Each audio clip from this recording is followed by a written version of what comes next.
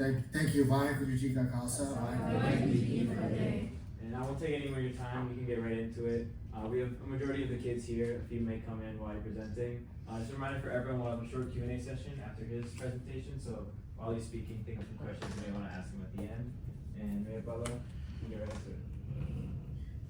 Okay. How is everyone today? They have you come to the Gurudwara on a Saturday now? That's routine. That's routine. Okay. Is it a? Tell me a little bit more about it. What's the age range? What's your weekly schedule? High school. I think the age range around middle school to high schoolers. Yeah, it's mainly middle schoolers and high schoolers. Yeah. Okay. Oh, good. Good. Well, first of all, it's very, very nice to meet you, and this is a very important stage in your progression. These are what I would call your formative years. Where you're going to be exposed to new things. Both academically, socially. You're going to meet new people, and that's going to present both opportunities as well as challenges. The opportunities are always very exciting. The challenges are sometimes challenging to navigate through, but having Sikhi behind you and the values that the Sangha and your families, your parents, your grandparents, your extended family in the Sangha has taught you, in the Westborough community. That's all going to make you stronger. That's going to make you a better person as you enter adulthood, as you enter whatever career you may enter. That all is going to be beneficial in really navigating those challenges. So with that, is the format that you'd like me to just say a few words and then we'll go into like a Q&A, is that right? Yeah, you have at least like 15-20 minutes to talk whatever you want to say, and then 10 minutes for a Q&A. Okay, and you all are in Massachusetts, right? Yes. Okay, well, forgive me, I'm a Yankees fan, but my story is that I was born and raised in New Jersey. My parents, my father first immigrated here from Punjab, India.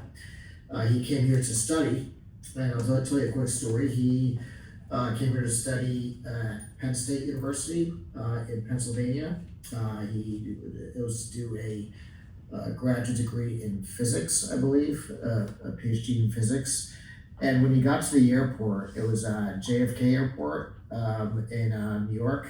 The ride there from JFK to the campus at Penn State is it's not short. It's about however many hours it is. It was a cold winter night in the 1960s, I think 1966, and an Indian friend of his picked him up from the airport to drive him to campus. They get close to campus, and his friend says, look, before you go on the campus at Penn State, we've just got to make one stop. And my father said, what stop is that?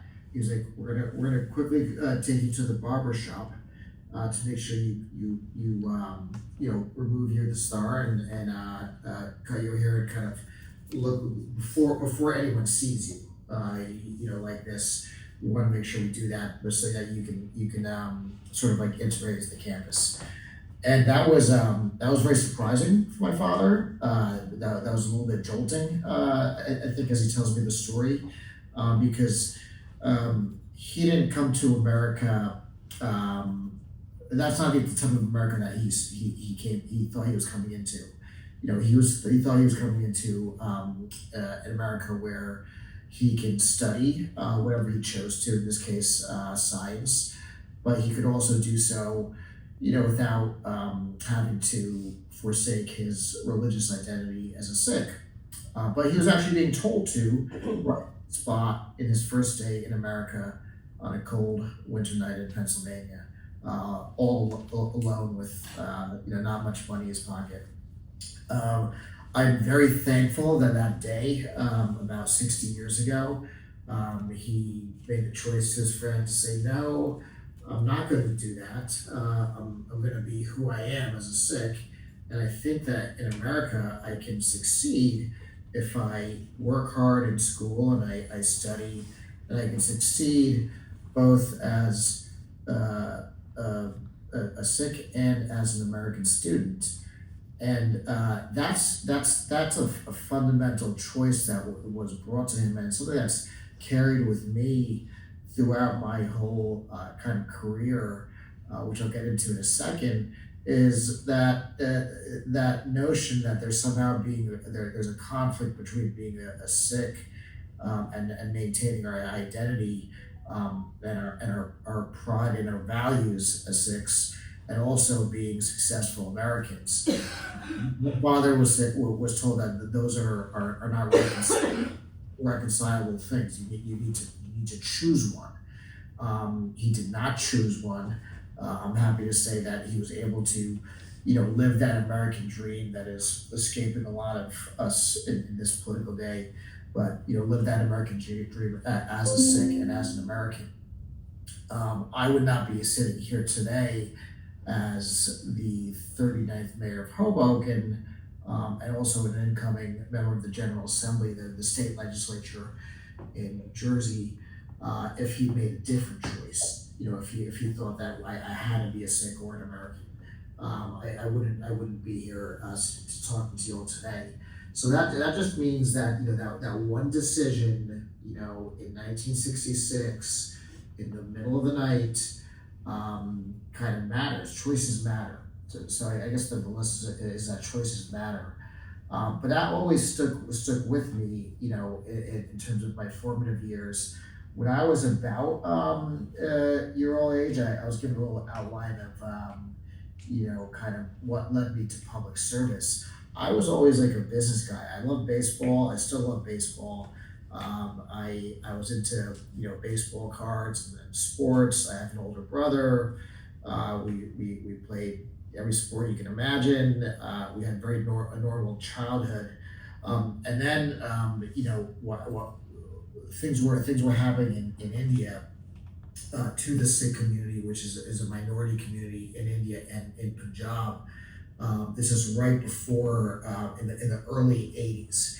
And I was at that time about like 9 years old, about 9 or 10 years old.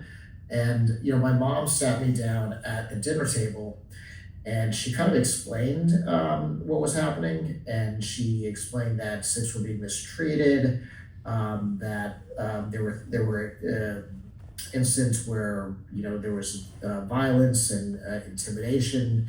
And all that led to, events in 1984 itself, where their Bar Sahib, our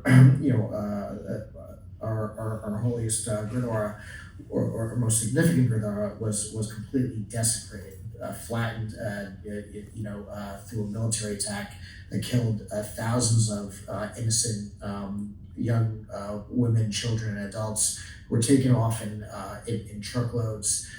Their bodies dumped in mass graves. That summer, there was an operation called Operation Woodrose that was meant to weed out any young Sikh man between the ages of 18 to 38 to literally create a genocide against the Sikh community. And that's when I stopped thinking about, how can I make a future in business? How can I make a lot of money? How can I, through this or that, and I started thinking about issues like justice, issues like fairness, issues like what's right and what's wrong, and I saw that not in America, but in my homeland, our faith was under attack. So that's what really brought me into public service. I started trying to figure out how can I help. How can I make a difference? And that got me thinking and looking at what the U.S. Congress was doing, if anything, to advance or highlight what was happening to Sikhs during that time period, and that really gave me an interest in public service, because if you're not involved in my observation, then as a community, whether it's in the U.S. or whether it's abroad, we don't have much control over our future or what happens to people who are vulnerable within our community. So that was transformational for me. I did go on and move on to college and grad school, and I decided to go to law school, and that kind of I was one of the first Sikh attorneys, probably at least 25 years ago, and there was always that kind of concern of, will somebody hire you to represent them in court as a Sikh? When there's a lot of money on the line, or in a criminal matter where somebody's life is at stake if they're accused of a criminal offense. And I can say, having been a trial attorney for 18 years, that there is no conflict between being a Sikh and being a successful lawyer. I've led a outstanding legal career, a trial attorney, literally standing in front of juries, whether it's millions of dollars on the line for a client, or a client who might face a jail sentence of years in prison if I, as a lawyer, make one mistake during the trial. So people put their faith in you, at least in the legal profession, as a trial attorney, to make sure you do the right thing. And I was able to do that, both as a Sikh and as an American and as an attorney. So there's nothing stopping you in terms of the future in terms of proving your dreams. Sikhi not only will not be a hindrance or a conflict, but it's going to be a massive, I cannot understate this, but a massive source of support, not just Sikhi in our values as Sikhs, but the community support as well. So, just that notion in Sikhi that if you see something that's wrong, we have an obligation to try to get to a better place in that situation, and do our fair share. Not just for the Sikh community, but really for anyone. And being somebody who's interested in politics, I did volunteer for then Senator Barack Obama when he was in the U.S. Senate. Just started to run for president. As everyone knows, he was successful back in 2008 and became the first Black American as a U.S. president in U.S. history. And at that point, I was newly married. My wife and I had a daughter in Hoboken, New Jersey. Raise your hand if you've been to Hoboken. Anyone been to Hoboken? Okay, a few people. So Hoboken is 1 square mile. It's a small city, about 64,000 residents. We're a small city in geography. We call ourselves the mile square city because we're 1 square mile. Our geographic mass is 1 square mile, but we have 64,000 people packed into that 1 square mile. So we are actually the 4th most densely populated city in America.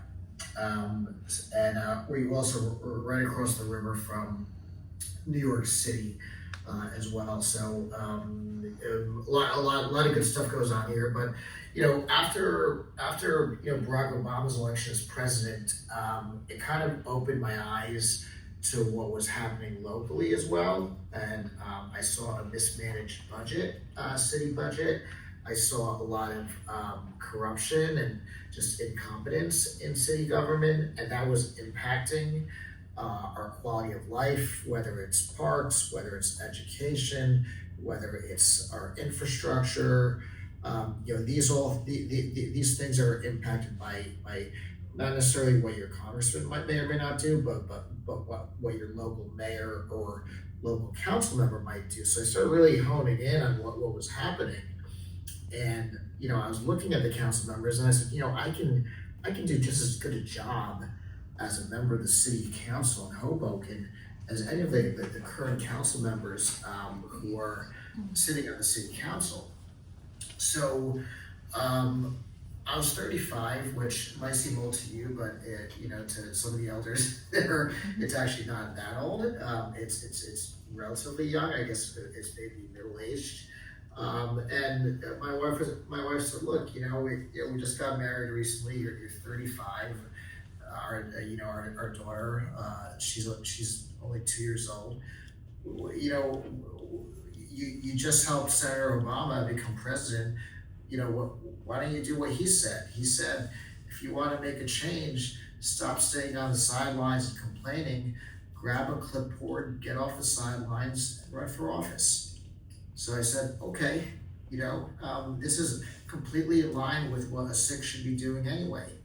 If we see something wrong, if we see our community in a place where it could be to a better place, then, the word "sicky" itself is like it's like a verb, like an adverb. It implies action. So we are an action-oriented community. We just don't sit in Gurudwara and meditate and listen to Gurbani. We do that too, and that's fundamental, and that's very, very important. That's super important. But it's also important once we are not in the Gurudwara that we learn from Gurbani and apply those principles in the real world, right? So that's the purpose of Gurudwara. That's the purpose of Khalsa school, Sunday school. I wish my kids would understand this. I try to explain this one, but it's to take what you learn in Gurudwara and what you learn from the Adi Granth and Gurbani and apply it into the real world. So I said, okay, I want to run for office. I want to run for the Hoboken City Council. And I just put myself, into the race as an independent. And people said, okay, well, look, he's an attorney, seems like a nice guy. And political consultants were like, look, Ravi, you seem nice. You seem nice enough. You seem smart. You're a lawyer. You're a professional. But as far as politics goes, just a few questions we have for you. Hoboken is its own unique town. How many SICs are in Hoboken? And I said, look, I kind of thought about it. And I said, probably about 4. And then they said 4%. I said, no, actually 4. There are literally 4 of us. Myself, my wife, and my older brother and his wife.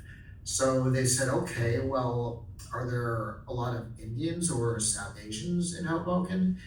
I said, nah, maybe not really, not so much, maybe 100 or so in a town of, about 40,000 people at that time. And they said, well, how about Asians? I said, no, we don't have a small Asian population. The city is about 86% Caucasian or white. It's about 12% Latino, Hispanic, about 3.5% African American or Black, and it's a very small percentage of Asian Americans. So people said, look, you're not, and we're also a big Italian community. Has anyone heard of Frank Sinatra or the Cake Boss? There's a big Italian. If you want a slice of pizza or anything, a good pasta, good Italian food, come to Hoboken. Big Italian immigrant community, big Irish immigrant community. So they said, look, you're not Irish, you're not Italian, you're not Puerto Rican, big Puerto Rican community here.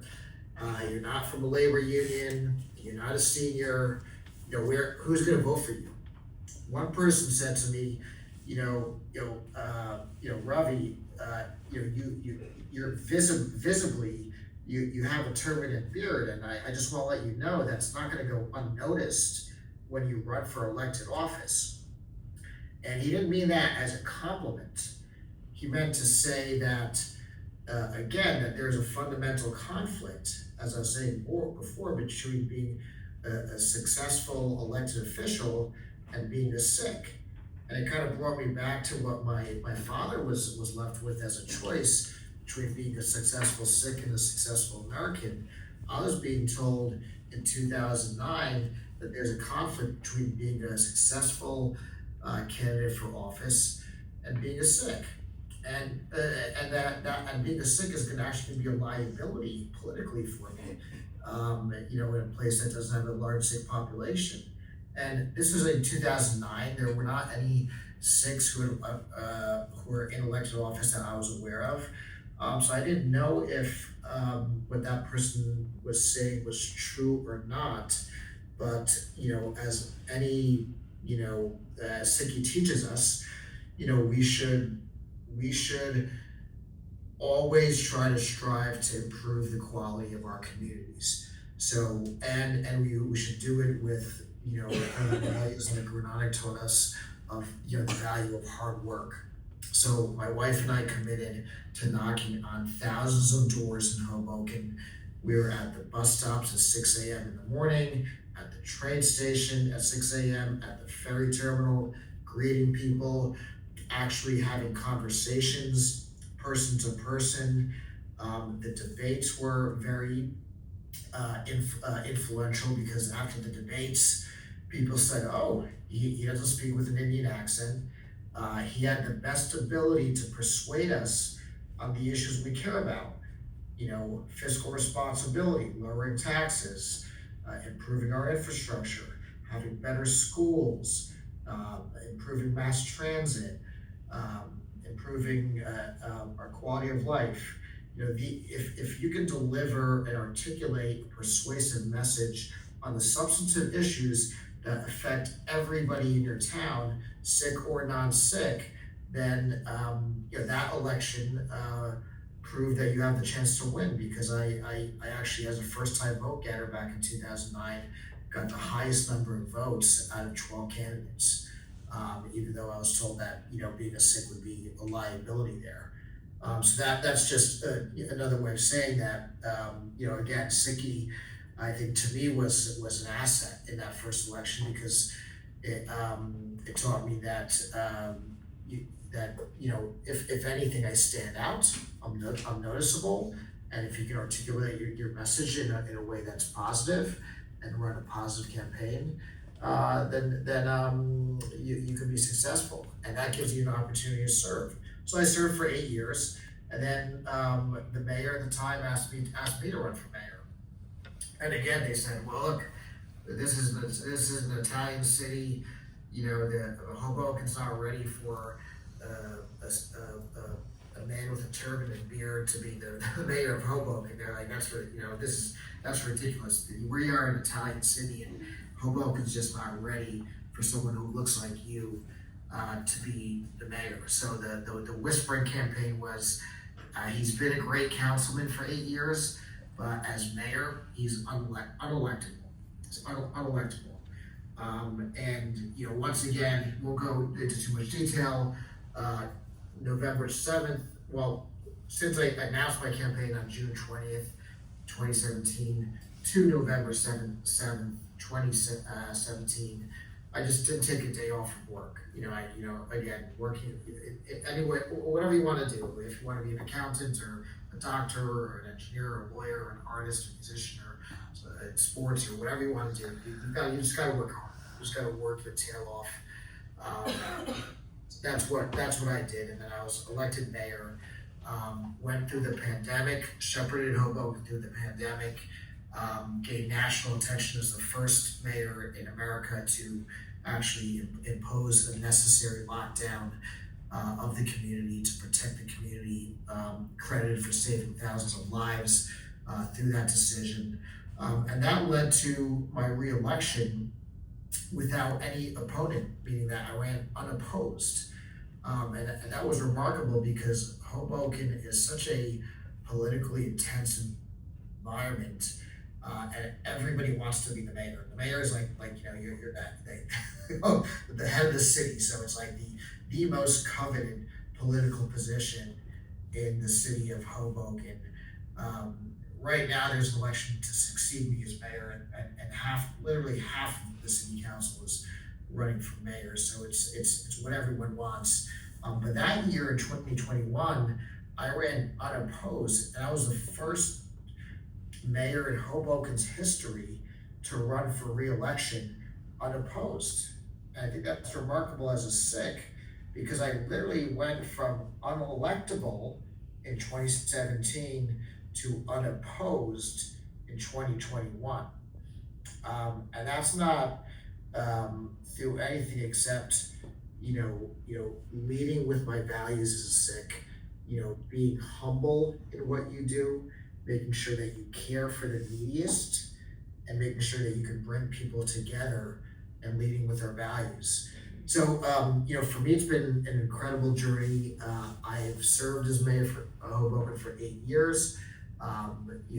We've gained international recognition in the area of climate action and combating the impacts of climate change, which has impacted Hoboken in particular, and impacts every community, whether it's Westborough or any of your surrounding suburbs, in every way.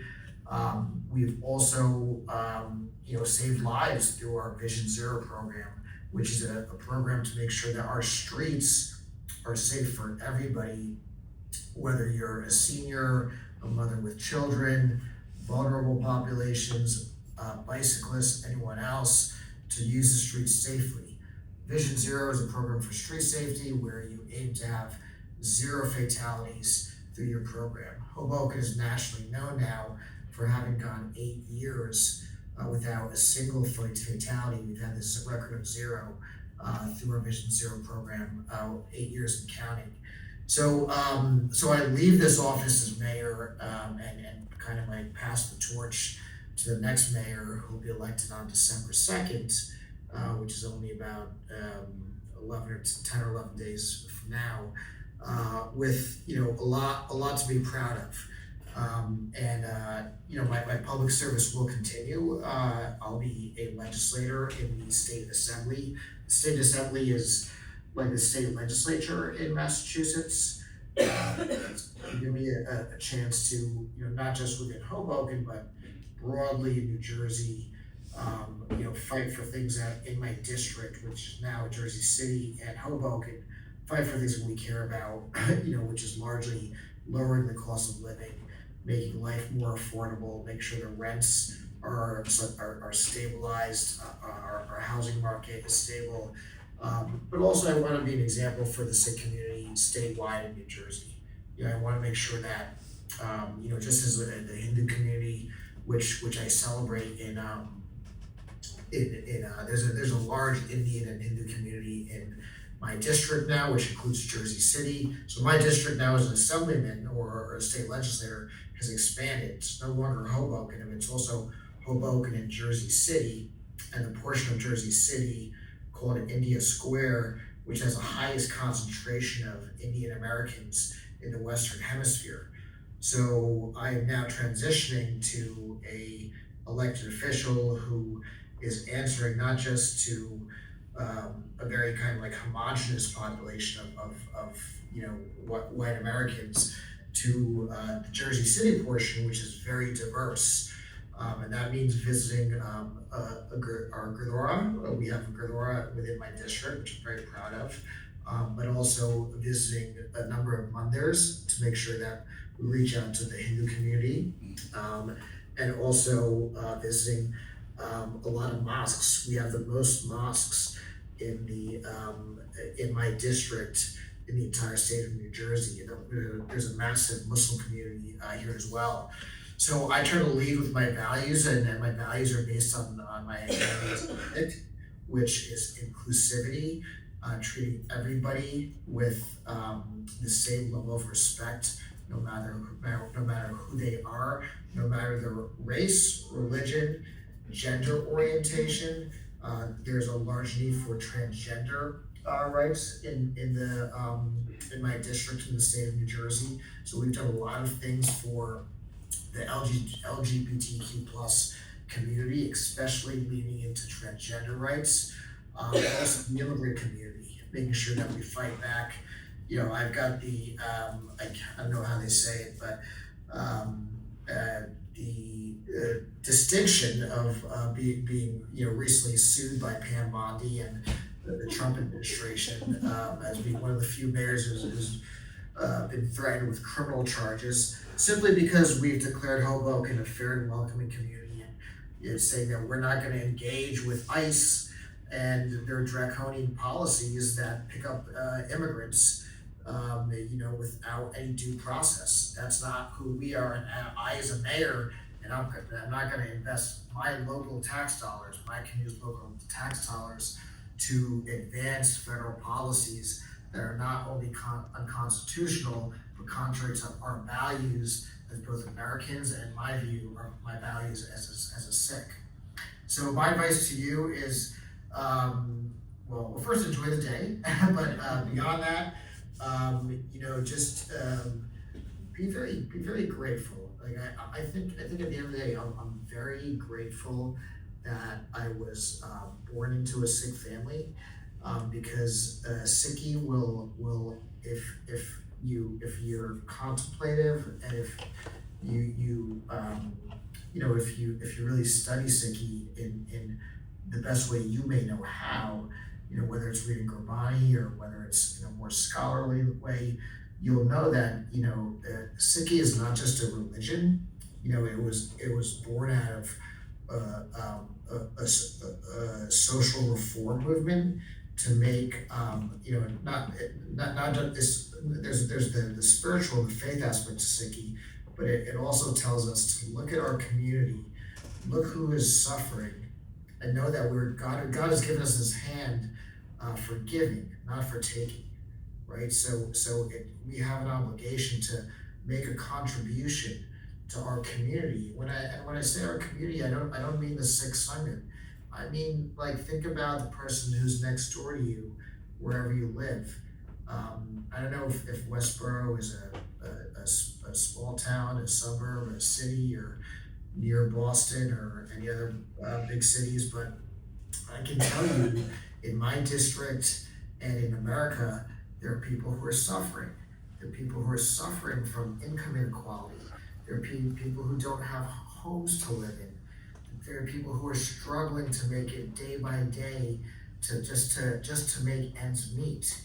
And I think what Sikhi teaches us is that we're very blessed. I'm very blessed to live or to be born into a family where my parents had the means to give me an education and to give me the roadmap to have a career and be successful. But what does that mean at the end of the day, right? Guys, think about that. What does that mean if I take care of myself and my wife and my kids? Is that enough?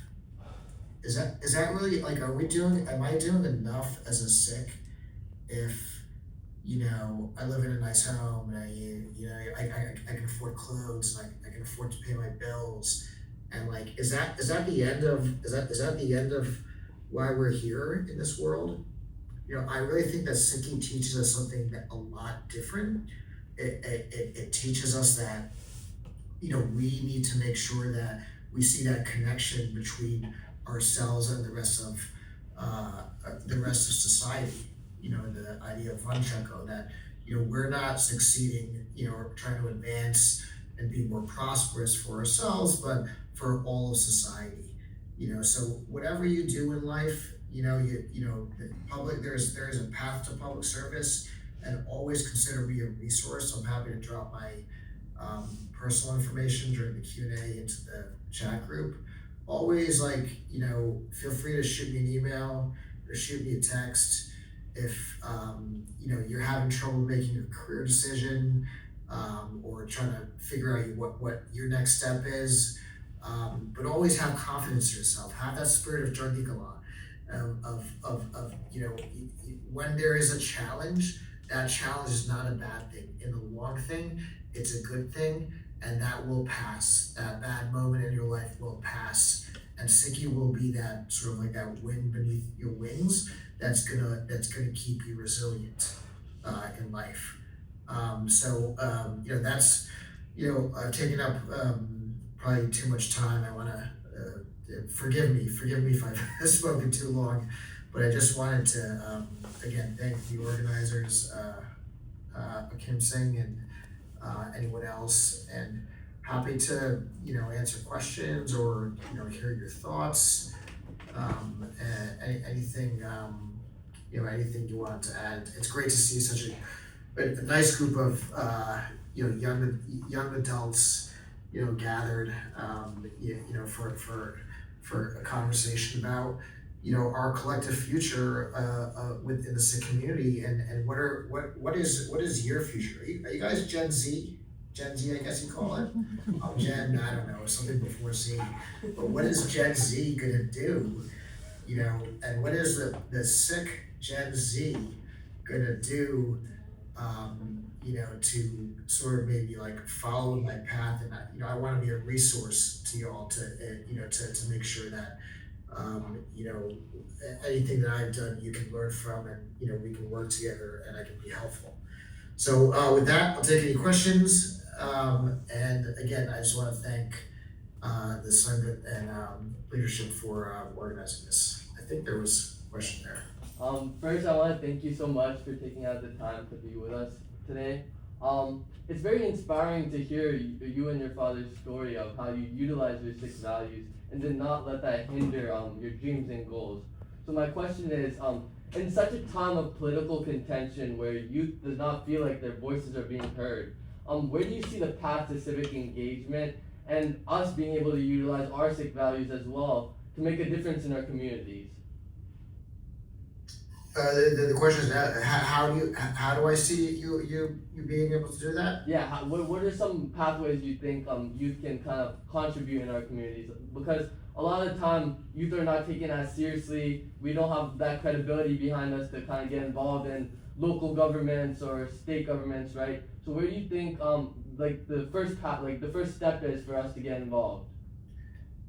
The barrier to entry in terms of public life is so low that don't feel intimidated or overwhelmed. Just at this stage that you're in, try to absorb as much information as possible.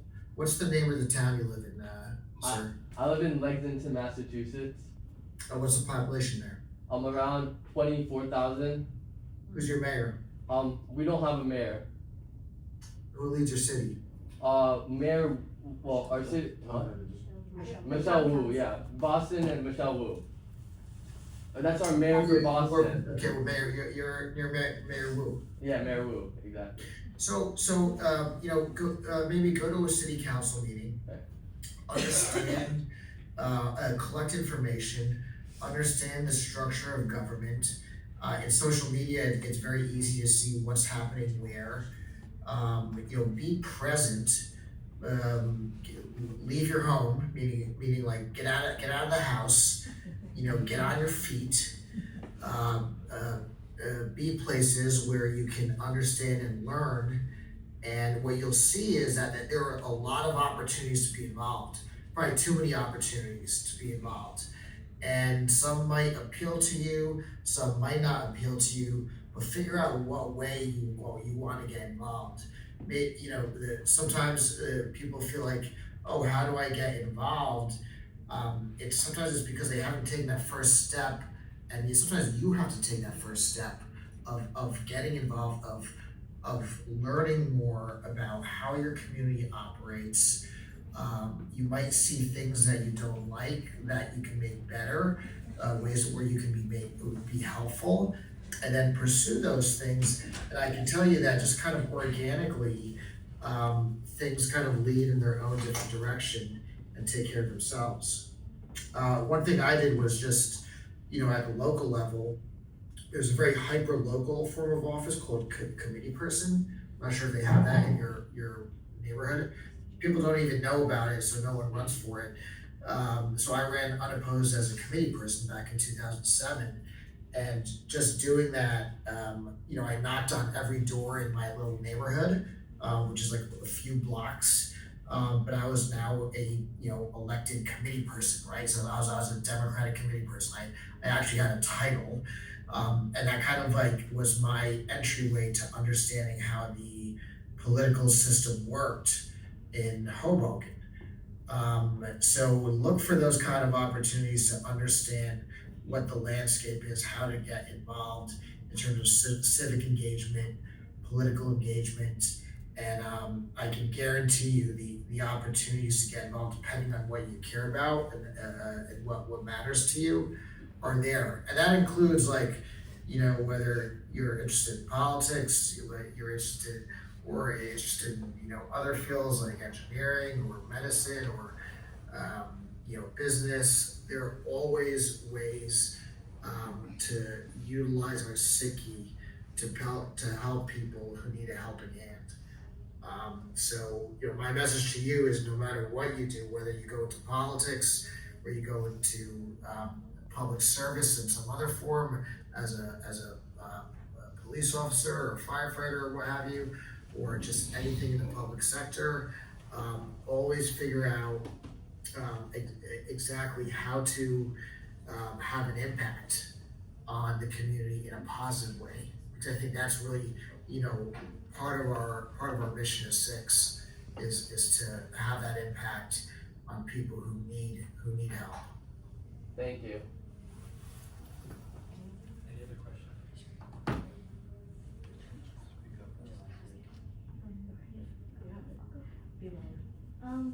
How do you hope your legacy will inspire future Six or other South Asian kids? I hope that my legacy will tell future Six that, like if that guy Ravi can do it, like I can definitely do it. There's nothing special. There's nothing special about me that is like distinct or unique. I am just like all of you. Like when I was your age, I was sitting in your seats kind of wondering what I wanted to do in the next year, the next 5 years, the next 10 years. So, I hope my legacy is one that says that, okay, he set an example in New Jersey of a Sikh who can run for office and be successful, and not just win an election, because this is not about winning elections. This is about once you win an election, you have influence. You have the ability to govern. You have the ability to impact people's lives. So once you have that power, once you have that influence to make people's lives better, like it is so important that you use that influence to make people's lives better. So we started a Hoboken homelessness task force to help with the unsheltered. I hired social workers in City Hall to make sure that we engage with people who had mental health challenges, who needed assistance. We opened a constituent services office to help people navigate really any issue in the city of Hoboken. So I hope my legacy is one of service, and one that shows that you can do it as a Sikh, but also once you are elected, you exercise that influence and that position, that elected position, in a way that advances our values, not just as Americans, but also as Sikh Americans as well.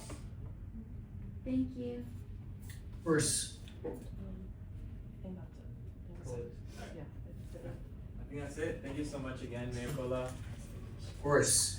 Thank you. And let me just quickly drop my information in the chat room. My cell phone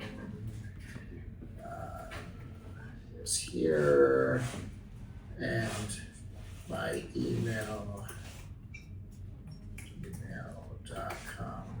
is here. Okay, so stay in touch, and best of luck.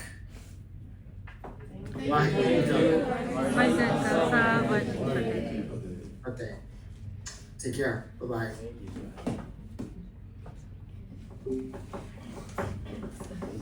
I'll send out